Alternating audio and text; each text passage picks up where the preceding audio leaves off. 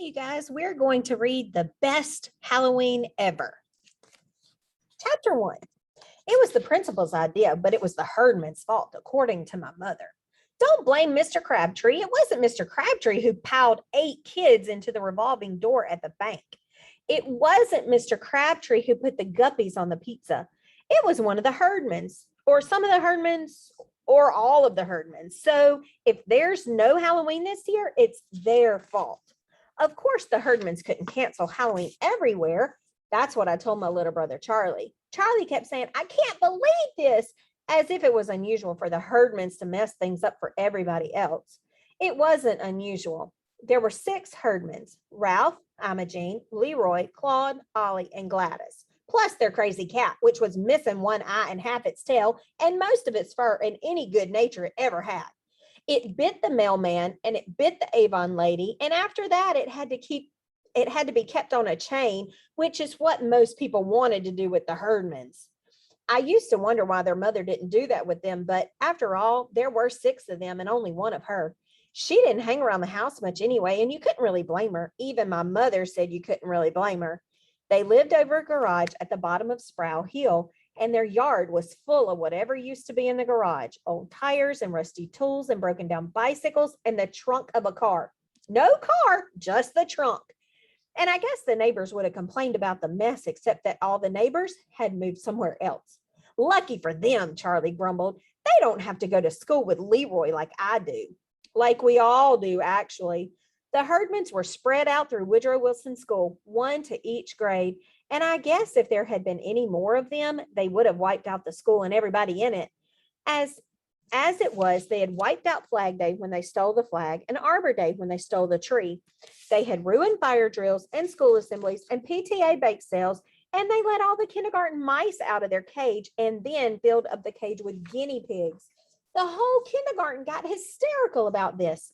Some kids thought the guinea pigs ate their mice. Some kids thought the guinea pigs were their mice, grown gigantic overnight. They were all scared and sobbing and hiccuping, and the janitor had to come and remove the guinea pigs. All the mice got away. So I guess if you were a mouse, you would be crazy about the herdmans. I don't know whether mice get together and one of them says, "How was your day?" But if that happens, these mice would have said, "Terrific." So was that it, Beth? The mice and the guinea pigs? Was that like the last straw? And then everybody said, "All right, that's it. The last straw. No Halloween." Was that it? I don't think so. I think it was everything else. There had been a lot of everything else because Labor Day was late. So school started late. Parents had an extra week to buy their kids school shoes and get their hair cut. Kids had an extra week to finish the fort or treehouse or bike trail or whatever else they had been building since June. And teachers had an extra week to pray they wouldn't have any herdmans, I guess. And of course, the herdmans had an extra week to tear up whatever they had missed during the school summer. That turned out to be a lot. And as usual with the herdmans, it wasn't always things you would expect them to do. The police guard at the bank said that he had seen them come in. "Can't miss them," he said. So I went right over and stood by the big fish tank. I figure if I see a bank robber coming, I'll defend the money. But if I see those kids coming, I'll defend the fish. He shook his head. Didn't occur to me to hang around the revolving door. Nobody got hurt and everybody got out all right, but they had to call the fire department to take the door apart. And they had to close the bank till they got the door back up. The fire chief said he never saw anything like it. 2 kids, maybe even 3 kids might go in that door at the same time to see what would happen. But this was 8 kids. What you had was one section of a revolving door full of kids. Couldn't move the door forward, couldn't move it back, had to take it down. Unless, well, you couldn't just leave them in there. This was supposed to be a joke, but most people thought it would have been a great opportunity to shut the herdmans up somewhere, even in a revolving door. It would have been a great opportunity, except that by then it wasn't the herdmans in the door. It was 8 different kids, including my brother Charlie. "Why?" Father asked him. "Why would you follow the herdmans anywhere, let alone into a revolving door?" Charlie shrugged. "It was just that they were all around. There were herdmans in front of us and herdmans in back of us. And then Ralph said, 'Let's see how many kids kids will fit in the door. And so the bank manager was mad because his door, and the bank guard was mad because he picked the wrong thing to guard. But nobody blamed him. How could he know that what the Herdmans were going to do? Most of the time, I don't think even the Herdmans knew what they were going to do. I don't think they planned to mix up the mice and the guinea pigs until they happened to see some guinea pigs. And I don't think they decided to find some kids and shove them into a revolving door until they happened to see the door and a bunch of kids all at the same place at the same time.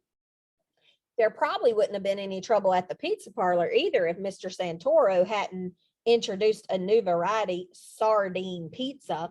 And that wouldn't have caused any trouble if Boomer Malone didn't have to get rid of his guppies.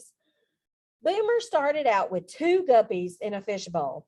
And by the next week, he had about 100 guppies in jars and bottles and bowls. Mrs. Malone told my mother that she even found guppies in ice cube trays. Boomer's original idea had been to sell the guppies, but he finally had to pay Leroy Herman 50 cents to take them away. According to Gladys, they were going to dump all the guppies into their bathtub and then charge kids a quarter to come and see the guppies go down the drain all at once. It won't hurt them, Gladys said. They'll just go wherever the water goes and swim around. They'll like it. Maybe so, but it never happened. Before they got the guppies home to the bathtub, Leroy and Claude and Gladys stopped in the pizza parlor, saw 6 sardine pizzas on the counter, and immediately swapped guppies for the sardines. Nobody ever did think that sardine pizza would be a success, but as Mr. Santoro said, after that, sardine pizza didn't have a chance. The customers agreed. One man said he didn't think he'd ever eat any kind of pizza again. Wasn't looking, took a bite, and the next thing I knew, there was half a guppy in my mustache. So there really wasn't any last straw, but by the time school finally started, so many people were so mad at the Herdmans for so many reasons that you knew something was going to happen. It's got to stop, the mayor said, but nobody knew that it was going to be Halloween.